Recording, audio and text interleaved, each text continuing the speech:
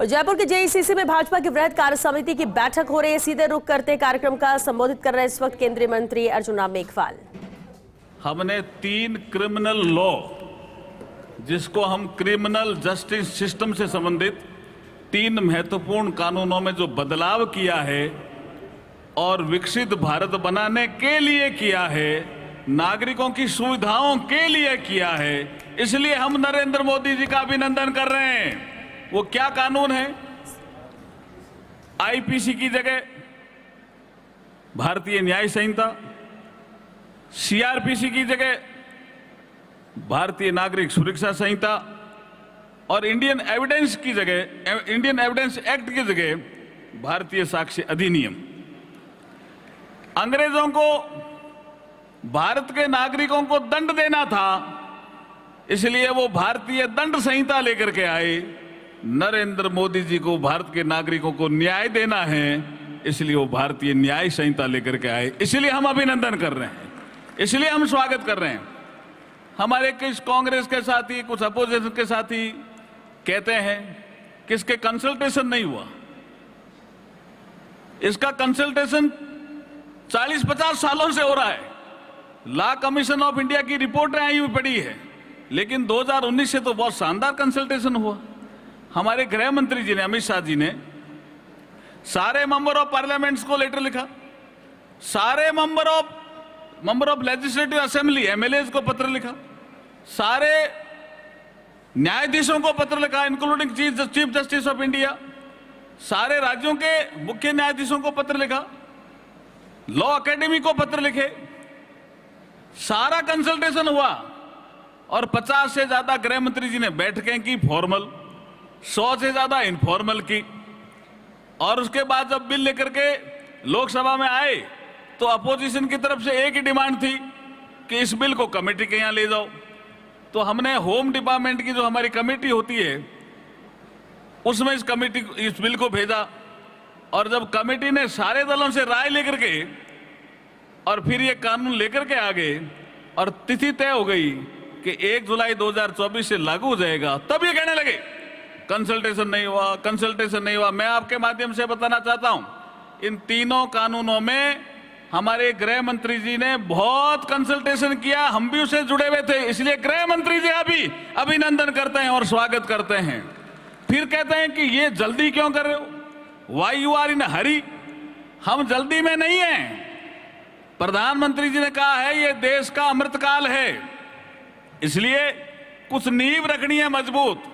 अमृतकाल में भारत को विकसित भारत बनाने के लिए 2047 तक, इसलिए जो प्रधानमंत्री जी ने लाल किले की प्राचीर से कहा यही समय है, सही समय है, भारत का अनमोल समय है ना?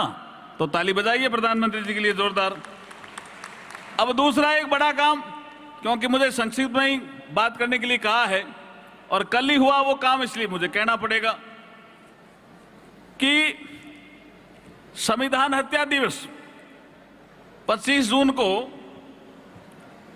आगे से हम मनाएंगे। 1975 में इमरजेंसी लगी, 25 जून को संविधान की हत्या हुई।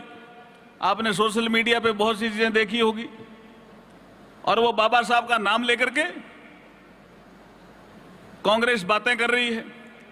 और यहां जब हमारे सीपी जोशी जी प्रदेश अध्यक्ष बोल रहे थे, तब भी उन्होंने जिक्र किया कि बाबा साहब को लोकसभा में जाने से कांग्रेस ने रोका। तो एक तथ्य आपके सामने देना चाहता हूं कि 1952 में पहला आम चुनाव हुआ।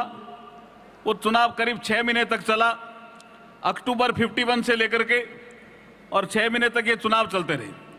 बाबा साहब का ये जो चुनाव था ये 1952 में हुआ, और ये चुनाव था नॉर्थ बॉम्बे, अभी उस समय बॉम्बे था, नॉर्थ बॉम्बे लोकसभा क्षेत्र जो सुरक्षित क्षेत्र था, वहां से बाबा साहब ने लोकसभा का चुनाव लड़ा और कांग्रेस ने उनके खिलाफ प्रत्याशी उतारा।